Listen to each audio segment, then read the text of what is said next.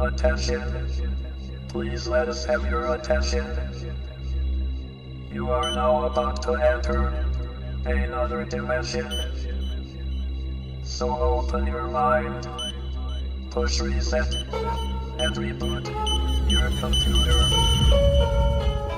Time to kick it from the start, but save the best for last. Just sit back, relax, and ease your minds with Ned and Pat. You never know where they're going or what they're gonna say. They start in Leslie County, they end up on Pirate Bay. They keep the special guests coming like some interviews disciples. 1 minute it's DDP, then the next it's Shawn Michaels. Retro phenomenons, bringing throwback back. Like Nico with the symbol, or when Patrick's name was Brack. Chuckles in my belly, now it's time to let them out. Ned and Pat, they got the funnies, and Nico's got the rap. So what y'all waiting for? Time to pull you up a seat and kill the radio. This podcast is yours to keep.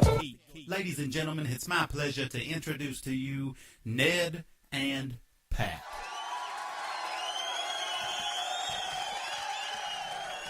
Hello again, friends. It's Pat. And Ned. And we're coming to you from the Hyacinth House, as always, with Kill Your Radio. Lovely Hyacinth House in downtown, side of the mountain. Yeah, in the Valley of Kings. In the Well of Souls. In the Harvester of Sorrow. One thing's not like the other. Pick it out and you'll win a prize. Not really. But, as always, it's our weekly installment of Kill Your Radio, and we've got some really cool things on deck. Got a really big bombshell to drop tonight because I can't contain it anymore. Don't blow up the Hyacinth House. We need it. I know. We can't record in the road. But we just got back from our photo shoot with A. Fleming Photography, and we had a really good time. Took us to a super cool place on the side of a friggin' mountain. I never thought I would be that comfortable nude in front of the camera. I know. It was okay, though. When you hugged me, I felt all right about it. I may cry in the shower later. I may be holding you in the shower while you cry. Are we going to start over again? No. But she took us to this place. It was really like, I don't know, it was creepy as hell. So it was right up our alley. And we get here and it's just like literally on the side of a mountain. Yeah, I always had a thing for abandoned buildings. Yeah. I used to even get on the internet and like look at all the ones from different countries. You didn't. I swear I did. Man. That was when I was on my big Chernobyl kick. Oh, I was going to say, was Chernobyl involved? Yeah, it's like the ultimate. That and Waverly. Yeah, they're the two. But it was really weird while we were up there. We actually got something really strange on camera. Amberly got a picture of something really weird. It was, I don't know. I guess the best thing to call it would be a weresquatch.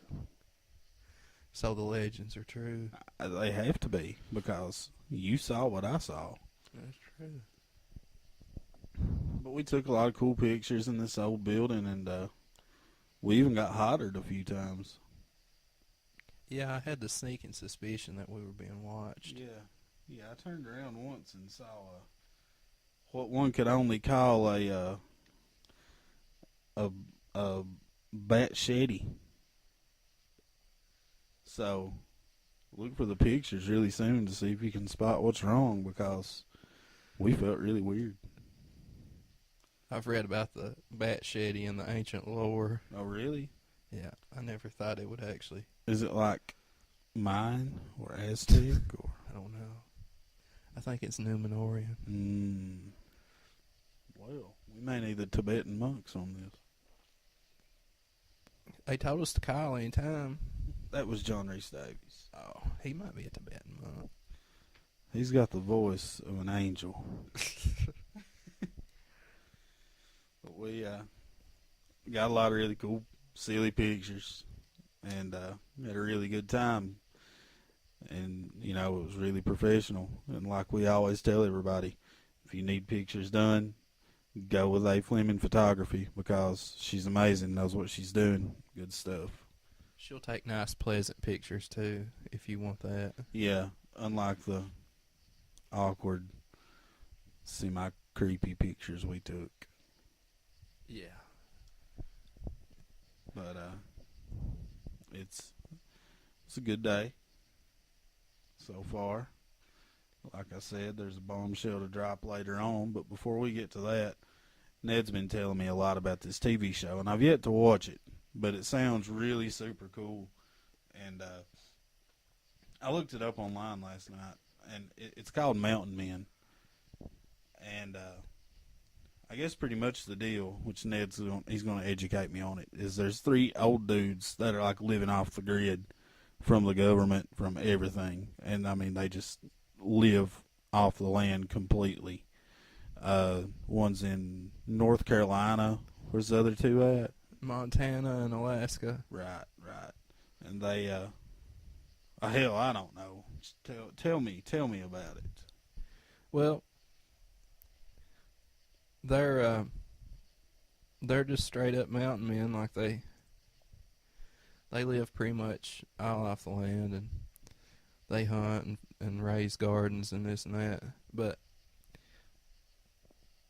it's like if you just watch the show about 1 or 2 of them, it will be interesting and pretty cool. Right. And then there's the guy from Alaska. And he is absolutely insane. Tell us about it, Ned. Oh, I will. Eustace, the guy from North Carolina, is just a guy that you may know from around here. Like, he just he's got his own little plot of land, and he's kind of like an old hippie, and he's into, like, Indian culture and stuff. Right.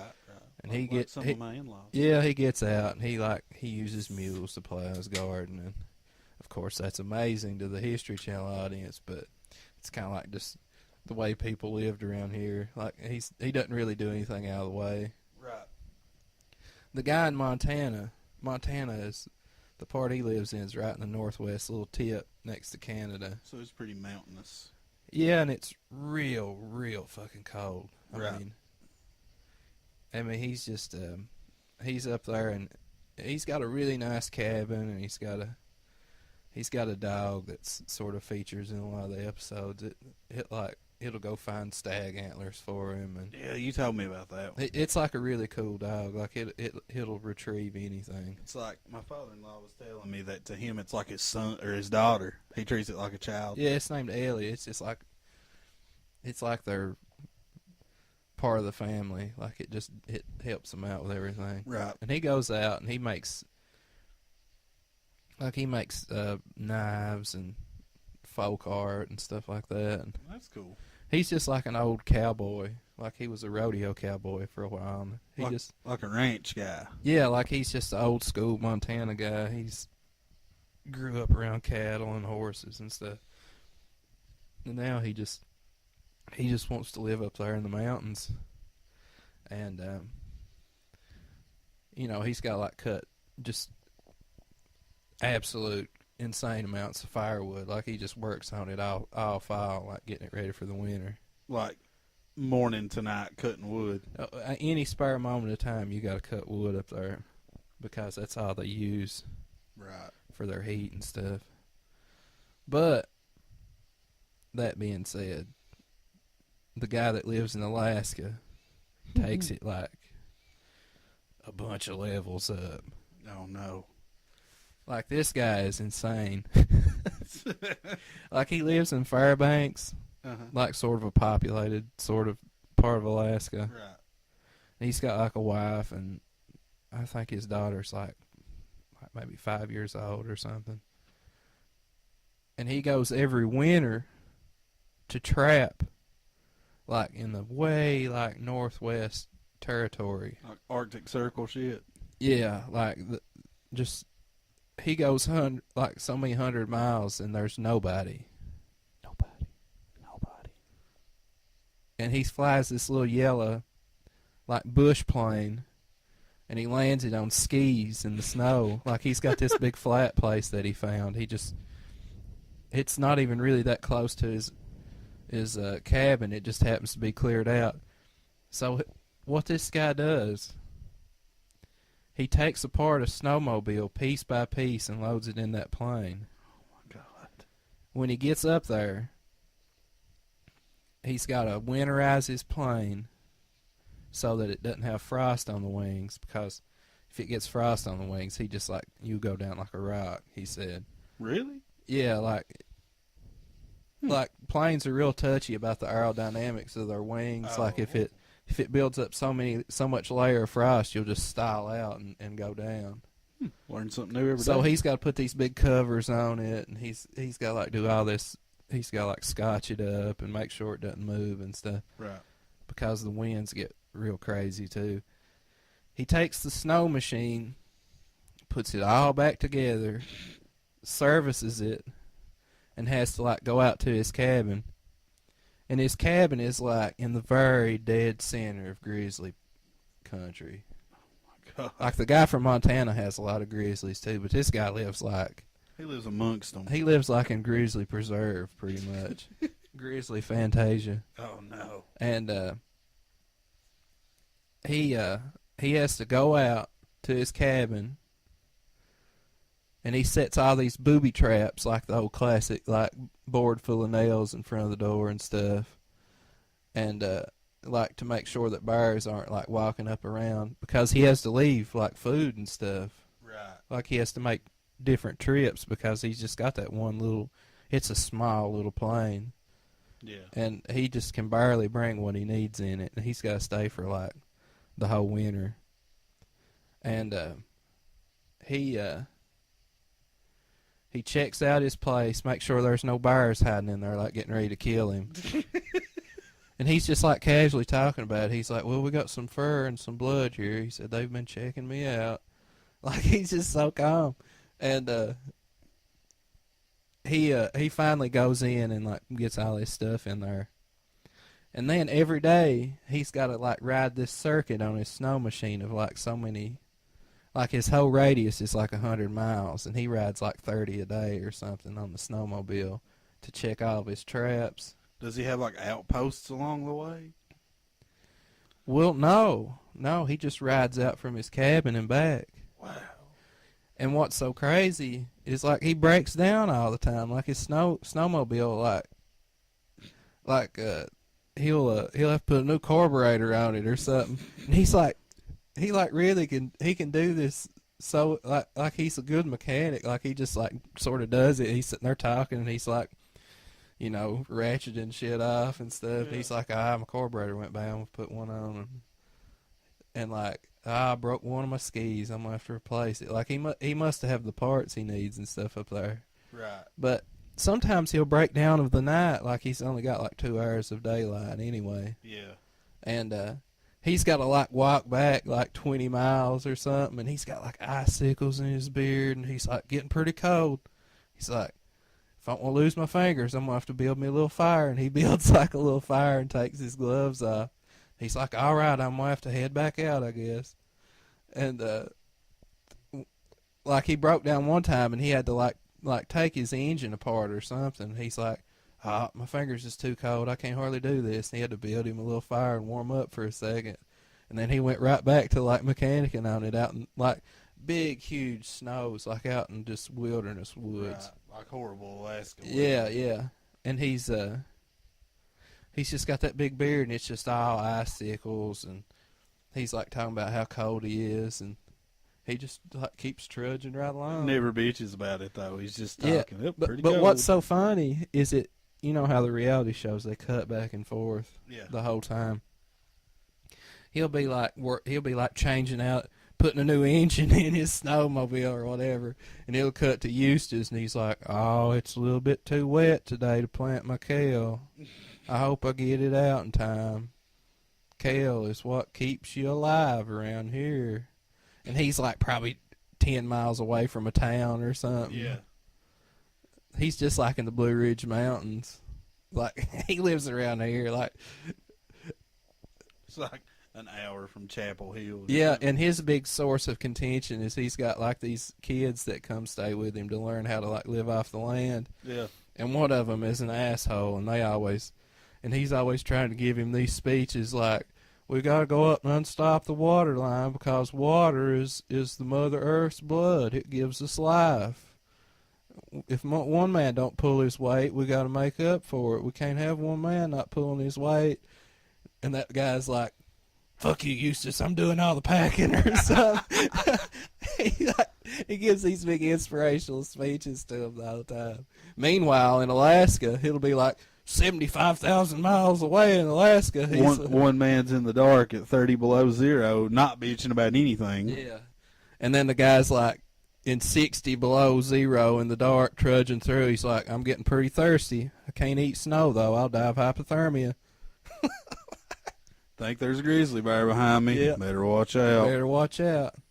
And what's so funny is when he gets in his plane and he's about to fly, he puts in a big old chew of just like red man, like green pack. Yeah.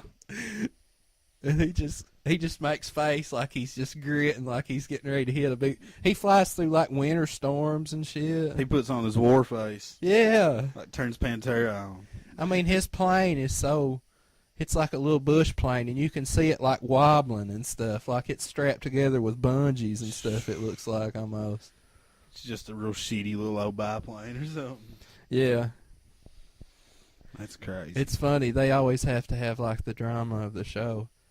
Like Eustace is always getting into it with that one guy, and now he's fighting for his land because he probably just didn't pay taxes on it or something. Right. And then the old man in Montana, he's always losing his dog, and he's afraid bears are going to eat it, and then surprise at the last minute it pops up after they've looked. And then the one in Alaska, he might die like every other scene. But he never bitches. No, never complains. He's just happy. That's living off the grid. That's really living off the grid. The only thing that he gets, he cut like this big, long, straight tree down and made a big pole out of it, and he hangs his AM like antenna on it. And there's a radio station that all they do is like people call in, like families of people that are out in the wilderness, and they'll be like, hey, Dad, missing you. Like they'll read like little messages they send. Whoa. And like at any kind of emergency things, like if some, Right. they'll be like, so and so, you need to. And he don't get in. Like there's no way to really communicate back to his wife. Right. So she's got this map, and she times where he should be on that map, like the whole time he's flying.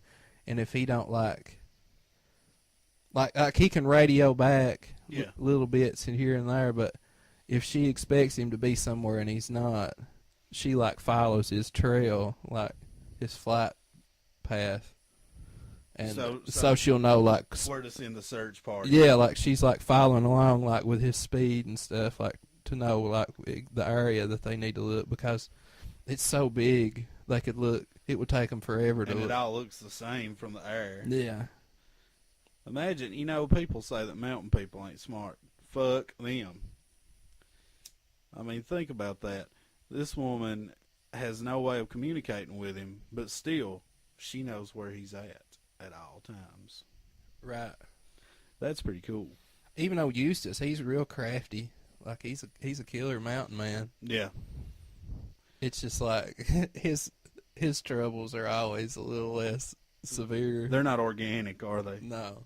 It's like just somebody comes in that he probably shouldn't have took in. That's really cool. I wish they would have done one about somebody around here. I'm sure there's people like that around here. He's like from the very northwest tip of North Carolina, so he's actually pretty close. That's like, yeah. Oh, that is really close. Yeah, where all the states meet. Yeah. Like he's close to East Tennessee, and He's right around in Cherokee and all that junk and such. yeah, he's in the Blue Ridge Mountains. Yeah. That's pretty cool. I think it's so funny that this dude in Alaska, the most horrible terrain that he could possibly be in, just don't complain about anything. Yeah, every episode's like a Jack London novel or something. Like he's right on the verge of freezing to death. With wolves. Yeah, he's like to build a fire every time. That's craziness. I'm really going to have to start watching it. because it sounds really super cool. But that's Mountain Men in a nutshell there. Mm-hmm. Everybody should check it out. It sounds really, really amazing, honestly. I just think it would be super cool if they got somebody like here, like home, Oh yeah. and having to deal with the things that a mountain man here would have to contend with, like, people riding four-wheelers and stealing stuff, and it'd be really good for the dramatic effect, what with all the wackiness that goes on around home. Cool stuff. That's about the way it is with him. He's got like run hunters off and stuff all the time. Yeah, I think my father-in-law was telling me about it. He watches it too. He was like, the guy that lives on the island, him and his brother was out the other day, and they saw a guy out there poaching. They took off after him. Then it went to commercial, and I stopped watching.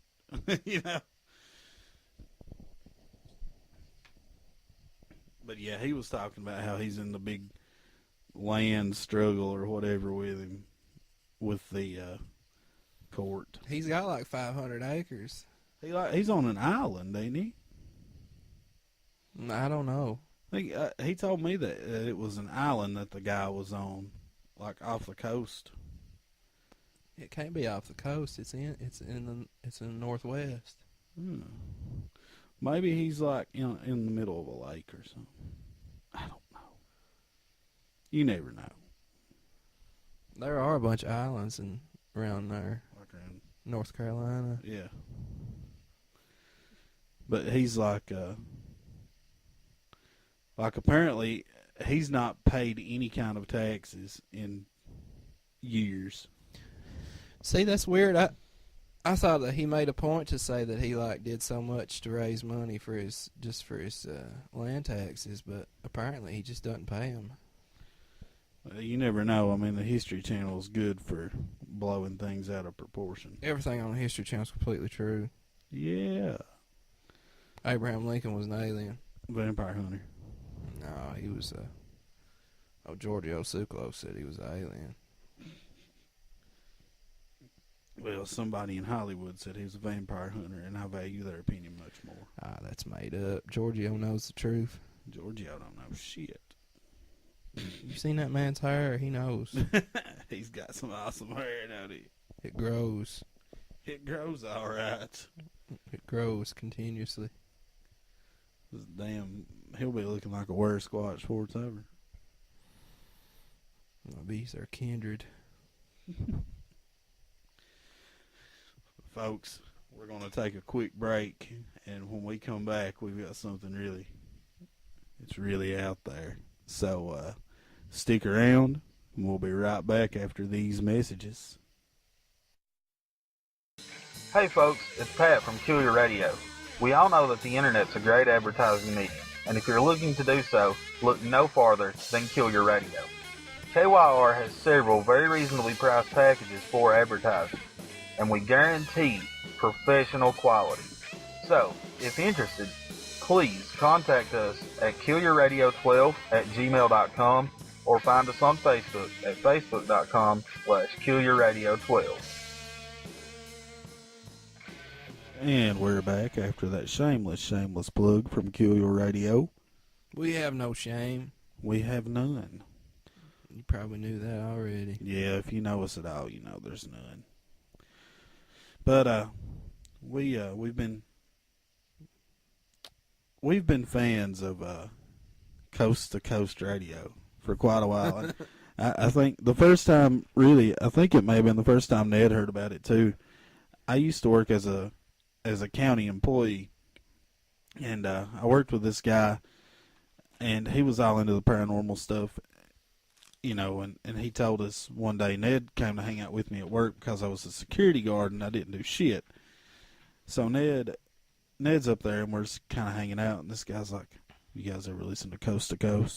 And we're like, fuck's Coast to Coast? He's like, it's AM 1300, which I guess, at the time, I don't know what it is now. I can't remember because we always listen to them on YouTube, really. Yeah, it's 1510 now. Is it? Around here. Well, they It comes in out of Nashville, I think. right. But it's like a paranormal / sci-fi / whatever call-in show. And Ned, I'm fascinated with it because the most insane people call in. And George Norrie, he just like goes with it, man. He like anybody that wants to have an opinion gets it. which is really cool. I mean, He's really nice. that's how we're going to be when we start taking calls. Well, yeah. There's no use of being an asshole host. Well, I know anybody But Nori is like just really enthusiastic. Like he's really ready to believe, like, and get on board. And he's all about alternate theories and this and that and the other. So last week, after we recorded the podcast, we were, uploading it to my computer and getting everything mixed down and all the stuff added in that we added. And it takes an hour for the recorder to convert to a WAV file so we can put it on the computer. And Ned takes the entire hour to tell me the story that he heard on Coast to Coast. And it is quite possibly the most fucked up thing I've ever heard in my life, because it's just, in the beginning, I was really going along with it, because when at the start of it, you're like, well, yeah, I can see that happening, blah, blah, blah. And then the deeper you get into it with this guy that's telling the story, you just start to think that this poor man he's the definition of Alzheimer's or something. I don't know. No, he's masterful in his web weaving. So I'm going to turn it over to Ned, and he is going to tell you this fucked up story, and it's entitled Mel's Hole, and it's not what you think. Yeah, don't get any of those thoughts. But let's back up. We now know that George Norrie is the main host of the Coast to Coast AM program, and with special guest hosts George Knapp, Ian Punnett, and John B. Wells. But used to, back in the day, back in the glory days, some would say, Art Bell, it was his show. And now they have like this big team, and it's like in LA and St. Louis and stuff.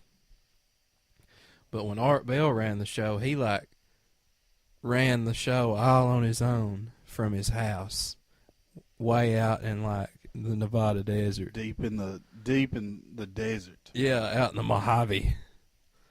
And he would like go to commercial breaks. He didn't have anybody screening his calls. He just ran the whole show himself. Basically, he was doing what we're going to be doing when we start taking calls, except he was live. Yeah, and he was like our big radio enthusiast. Like he had his ham radio operator's license, and he was sort of like an old military type. And a communications virtuoso. Yeah, he was really, really, really into broadcasting and stuff, just as a hobby anyway. And he started having this late night show, and it was just for the night people, like people that were hauling trucks and just anybody that was up at night for their job or leisure. Yeah, like I used to work the second shift, and we would always listen to it. And it's just it amazes you. Like you really find out a lot about the human race when you listen to Coast. Like people, the calls that they get It's like Andy said on a face in the crowd. 4 o'clock in the morning is the dividing line. Yeah. I think they're on from like 12 to 4. Damn it. I think they don't make the dividing line. Well, then they've set their own dividing line. But anyway, a lot of the really famous coast-to-coast shows were with Art Bell because Nori's just like really, really nice, and he like runs the show real neat and stuff. But Art he was like really funny. Like he would like mess with them sometimes, and I don't know, it was more like a more personal show with him. I mean, it was like his show. He created the show. And used to be it was more sort of like a political show, I guess you could say, like, and then it sort of transformed into a paranormal show, and like UFOs and Bigfoot and all this, that, and the other. Conspiracy theories. Yeah, conspiracy theories and alternative archaeology, and just, I mean, there's people that believe the earth is hollow that come on. There's people that believe gnomes exist. There's people that believe in giant holes. Yeah, of which we shall mention now. Intermel Waters. One of the most famous callers to ever call into the show. And what's so amazing about this, before we even get into what he said, there was a website that ran for 10 years with people, like a message board and stuff, of people trying to find this hole. And what's even weirder is supposedly if you go to like Google Earth, there's little white boxes right around Ellensburg where he said that this hole was, which he claims the government just stepped in and said this was too crazy. But we'll get to that later. It's coming. Yeah. So Mel is like this guy that had this property in Washington State, and he claims that there was this big hole 9 feet across that had always been there, and the natives, like even Native Americans, all said that it had been there as far as their grandparents could remember. And it had like this big stone collar that went down so far, and it was bottomless. He'd done experiments. He'd let down fishing line, like spools and spools of fishing line with a lifesaver on the end, never hit water. And it was just thousands and thousands of feet, he claimed. And he said that people would throw things down there, like garbage. Yeah, just you hear about there being sinkholes and people like throwing garbage in it and it disappearing, but eventually it fills up. Yeah, but this hole never filled up. Not Mel's hole. It did not fill up. So anyway, he lived on the property for so long. Then he claims the government came and I think this is the part where the government came in. They took his property. We paid him $300,000 a month to lease it and him not have anything to do with it. They like fenced it off and stuff. He moved to Australia and started a wombat preserve. Wombat preserve. Yeah. And he claimed that while he was on the property, he would like find stuff. And one of the things that he found was a box, a red Chinese box with 5 1943 Eisenhower coins. Not Eisenhower, Roosevelt. Roosevelt. That's right, Roosevelt. So he had these Roosevelt coins, and he made belts out of them because he was something of a craftsman. Damn right he was. Yeah, he was a crafty craftsman. And so anyway, he had to come back to the States for some reason. He claims that some shady characters ushered him into a vehicle off the street one day, and he woke up like a week later, beat to death about it, and his belt was gone. His Roosevelt belt. Yeah, the Roosevelt coin belt was gone. And he thinks it was the government because they found out that they didn't make Roosevelt coins that year, and that it was impossible for them to even exist. Bum, bum, bum. So they stole his belt. So anyway, You think it's crazy now, but it's not. no. This is complete sanity. So anyway, Mel claims that he moved down to Arizona and started hanging out with some Indians because he was, quote, an Indian herbal healer himself, and he knew that they knew where all the good herbs were, quote, quote, quote. He was on some good herbs. Yeah, he was a herb man. Meanwhile, the government still has his property. You can't look at it on satellite. Well, this came out in like 1997, so they weren't even using Google Earth. They were using like NORAD shit. yeah. Oh, well, Art Bell was like getting on Like military like military satellites. infrastructure computers. Yeah, and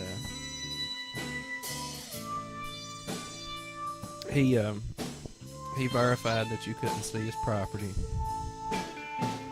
because they had it blocked out.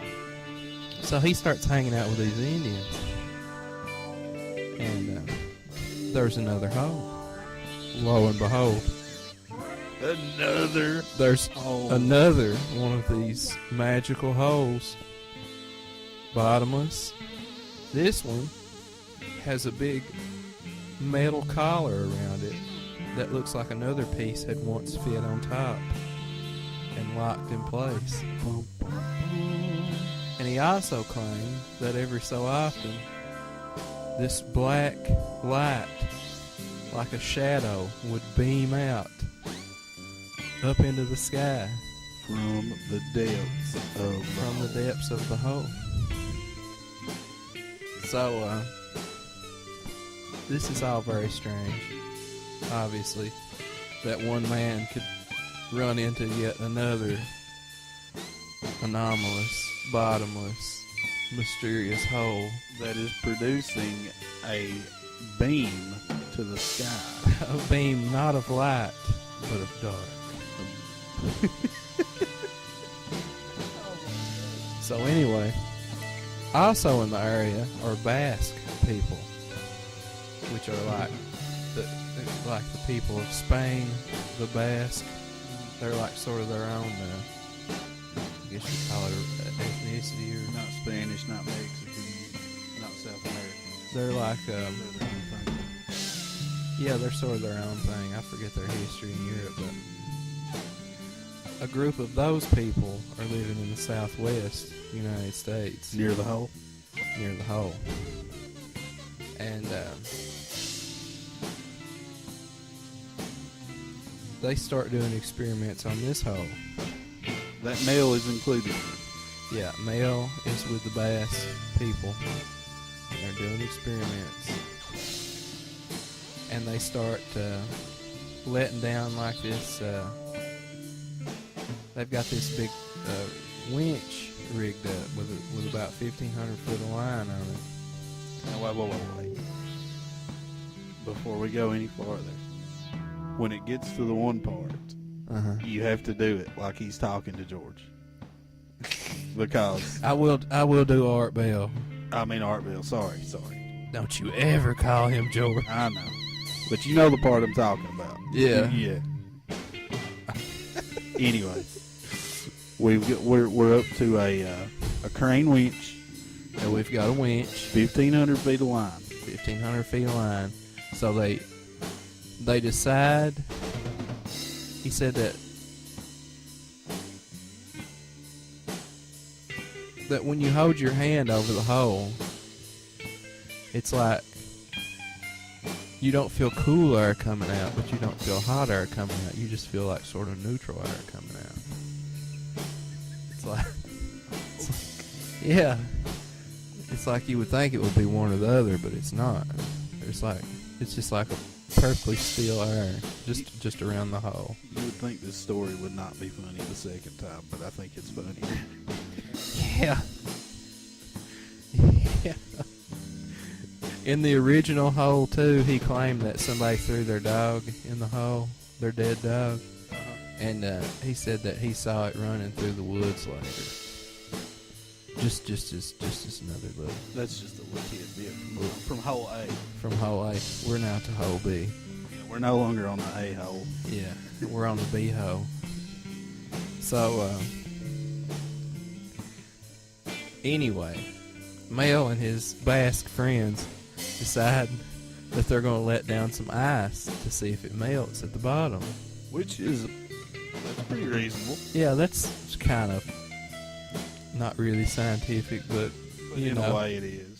Yeah, they're going to see like how long it takes for it to melt. They saved some up top of the hole. They were going to let it melt, and then they were going to compare how long it took the ice in the hole to melt. Controlled experiment. Yeah, they set up like a control and a variable. Pretty crafty. Good job, Mel. Yeah. And Basque people. Good thinking, Mel and Basque people. So anyway, they let the ice down in the hole. Ice in the hole. Ice in the hole. They wait a little bit. They see how much is melted on the surface. And they bring the ice up. And what happened? He said that the ice was not melted, but it was not cold to the touch. But it was still ice. But it was still ice. Same cubes of ice they let down, except it was just like the same temperature as the air. We got a bunch of friends out here in the world listening to us, and if any of them can tell me how the fuck ice is not cold, but it's still ice, I'll give them $1. Well, that's the miracle of the hole. The miracle of the hole. So anyway, well, they're perplexed because the ice is still not melting. I'm perplexed because the ice ain't melting. So they decide to see if they can throw it in the fire and melt it. Yes. So they throw the ice into the fire, and the ice catches on fire. Oh my God. The ice that is not cold, Yeah. but it's still ice, catches on fire. Yeah. It ignites and burns. And not only does it burn, it doesn't burn away. It just keeps burning. So they watch it for a while, and it just keeps burning. There's the same amount of ice. It just keeps producing like this steady flame. It's like spinner rims. Yeah. They just keep spinning. They just keep going. It's like it's a miracle. So anyway, the ice burns and burns and burns, and it burns for days, and it never quits burning. So one of these old Basque gentlemen decides he's going to put some in his furnace. I thought you were going to say one of these old bastards. One of these old bastards.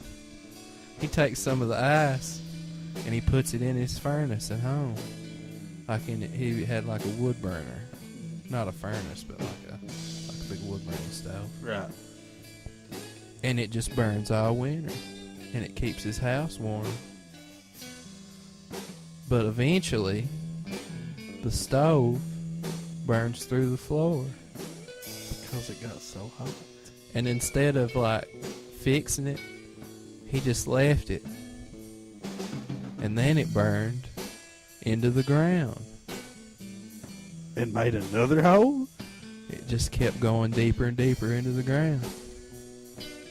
So eventually, he had to move. Because his whole house was in danger of falling out from under him, probably. Yeah. And, so anyway, Mel starts to get a little upset at this point. And a little more suspicious. Starts to get a little upset, and he says, Art, he said, I'm not real proud of what we did next. What did you do? He said. Well, I know it's wrong, and what we did was wrong, but I'm just going to tell you what happened.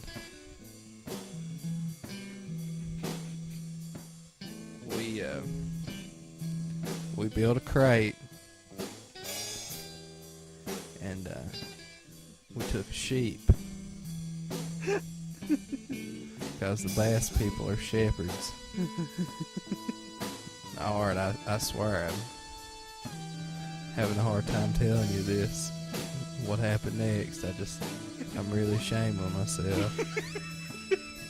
He's not been ashamed of himself up to this point. No, he's completely a good conscience up to now. He said, Art, he said, we took a sheep and we put it in the crate. And he said, well, as soon as we got close to that hole, it started freaking out. He said it started making all these god-awful noises. Now, I hate to have to tell you this, Art, what happened next. Well, what happened? One of the bass men, he knocked it in the head, and sort of knocked it out to get it in the crate. And he, as soon as we got it over the hole, it woke up and started freaking out again. But we were dedicated to the experiment, and we let it down into the hole. We could hear it going down into the hole, making all these noises.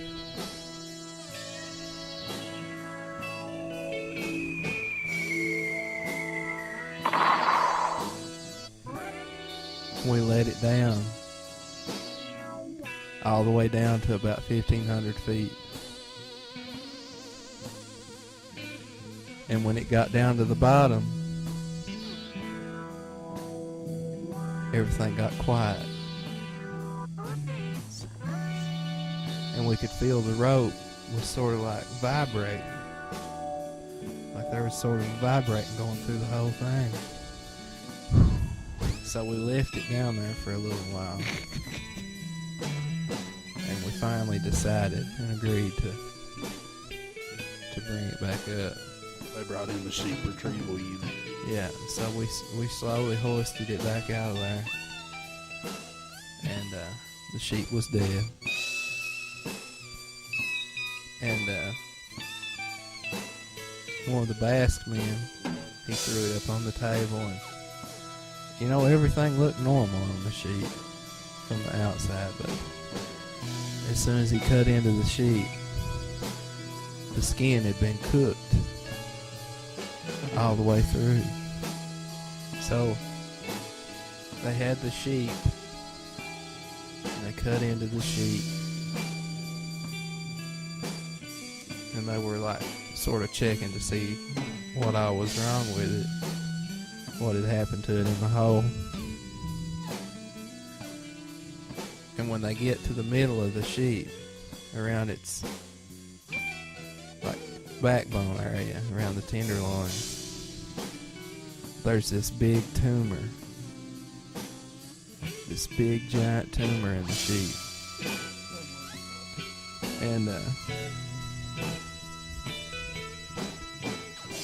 the tumor, they decided to cut it out and inspect it. So they cut out the tumor and laid it on the table. Well, the tumor started to move. So the Basque man with the knife carefully cut into the tumor. What happened? And what was inside the tumor, What was inside the tumor? it looked like a baby seal. It looked like a baby seal, but it had human eyes. And this thing was sort of like struggling and coming to, and it crawled out of the tumor, and it just sat on the table and it just looked at us, and we were all just like frozen with fear. But it just sat there and it looked at us, and it's funny, Art. After a while, I started to feel really comforted by it. Like it looked at us like it knew us. And it was just sitting there looking back and forth at each one of us. And finally, I just got this feeling. I reached over and I picked it up and I set it on the ground. And I smelled my hands right quick, thinking that it would be like a nasty smell, but it smelled like ozone. It smelled like ozone. It smelled like ozone. So it just sat there looking at us for a while. And I just felt really at peace. Oh my God. And then it started making its way to the hole. You can't make your shit. It started making its way to the hole. And I knew that it was time for it to go. So I helped it up onto the ledge. And it crawled back down into the hole. That was the last we saw of it.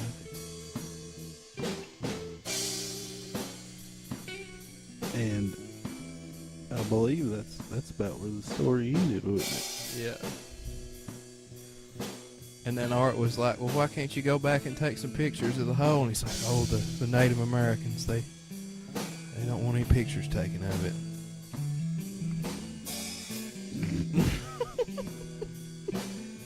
You know, coincidentally enough, it's a no picture policy.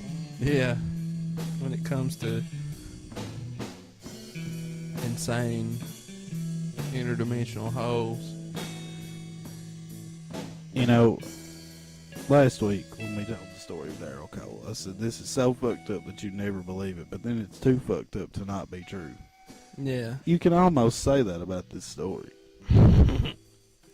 You know what's crazy, though, is I watched a video of a news, like, you know, at the end of the news when they do the weird story, Yeah, like in local news. right. They actually sent a crew up there with this old Indian named Red Elk that's been on Coast to Coast before. Uh-huh. And they were, like, looking for the hole. So it's like, the beat goes on, yeah. It's like Bigfoot. People are looking for the hole. And I don't know. If any of you guys know where the hole is, send us an email. Because we want to know. We'd like to. If you have your own hole somewhere, let us know. We'll come out and cover it for you. Live. There's been so many people look for that hole, though. Some old crazy guy just called into a radio show and started like, man. Jacked up on Klonopins or something, you know? Oh, it's untelling. And they look for Mel Waters. There's no such person. You know what I mean? Like, nothing about it checks out. It's like he's an anomaly. My favorite part almost about the whole thing is when he moved to Australia and opened a wombat reserve. Why do you open a wombat reserve in Australia? I don't know. That's where wombats are from, ain't it? Isn't that their, like, indigenous country? Yeah, that's why he went there. To open a reserve for an animal that's fine? Yeah. Art was like, well, what happened to all your money if you got paid like hundreds of thousands of dollars a month by the government? He's like, oh, I put it all in my wombat research. Wombat research. He said, you know, when you got a lot of money, you know, it just gets gone quick.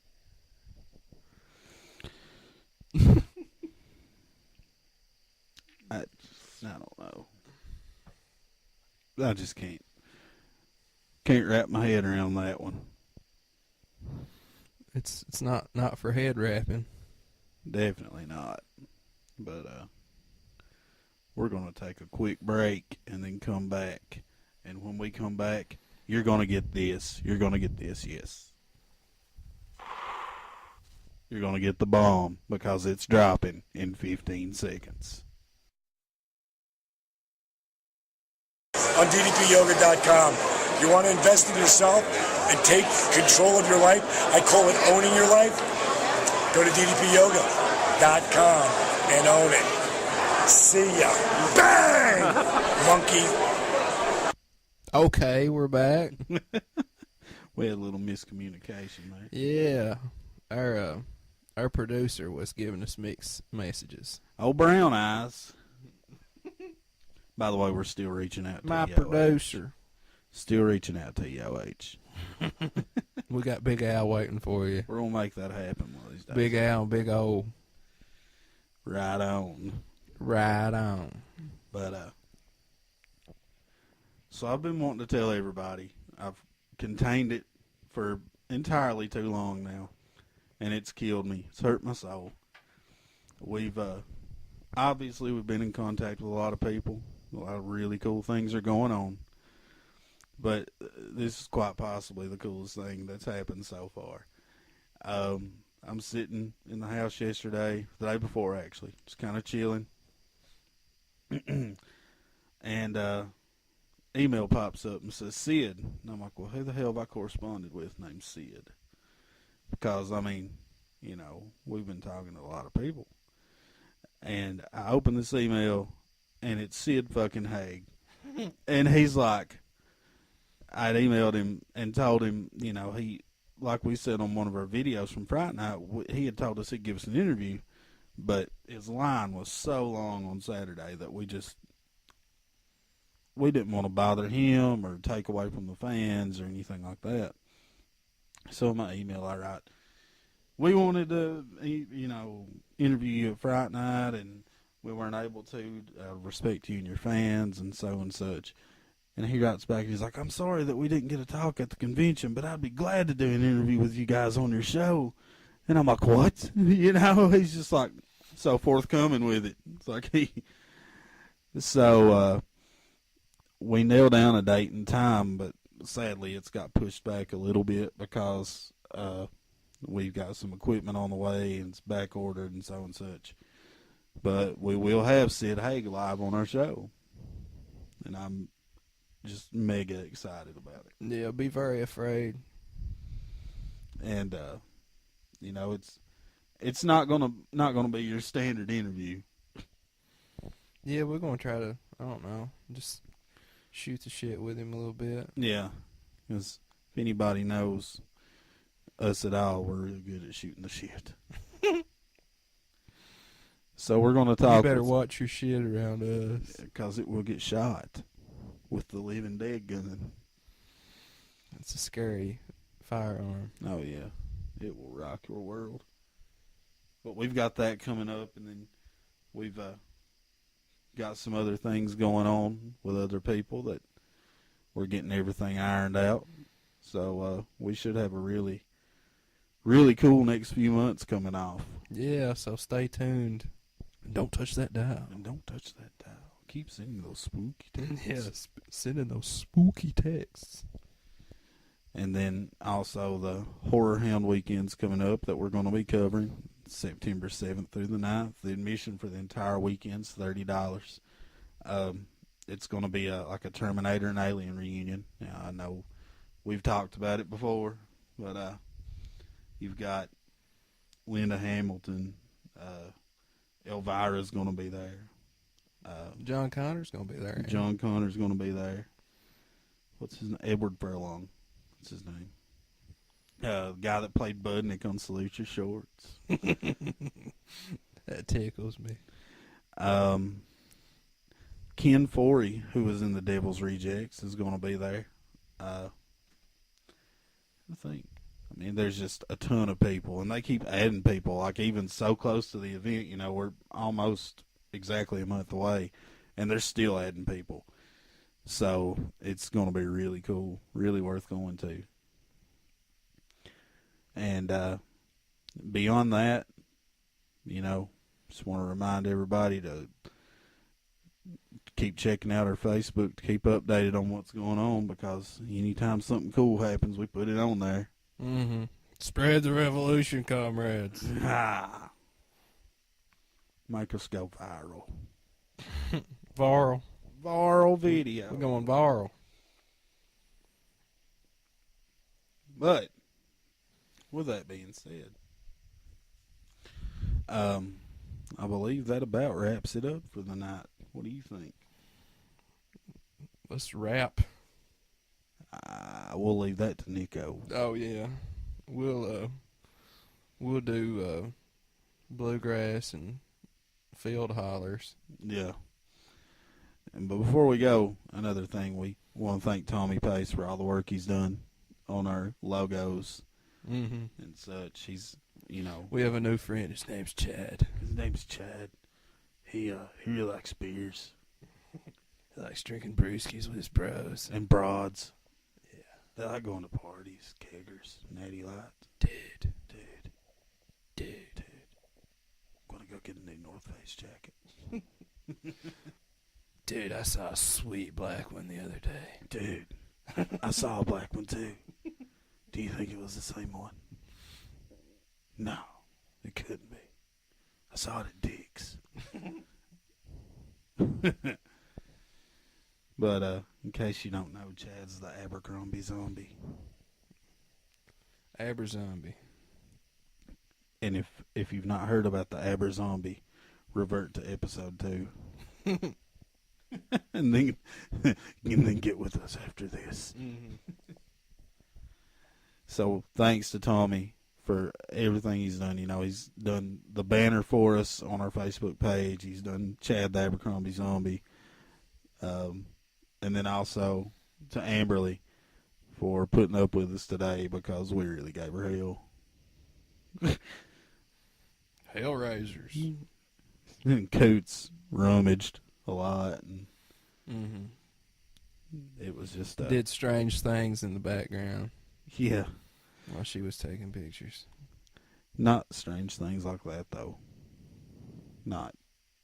Yeah. Nip it in the bud, Pat.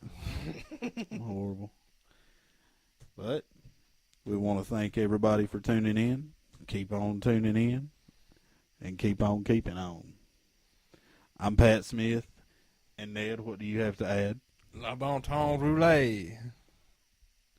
Does that mean pin me in French? I think that's a good times roll. I like that. Oh, yeah. Thanks for playing. We'll see you what? Pin me. We'll see you next time, folks. Dun dun dun dun dun.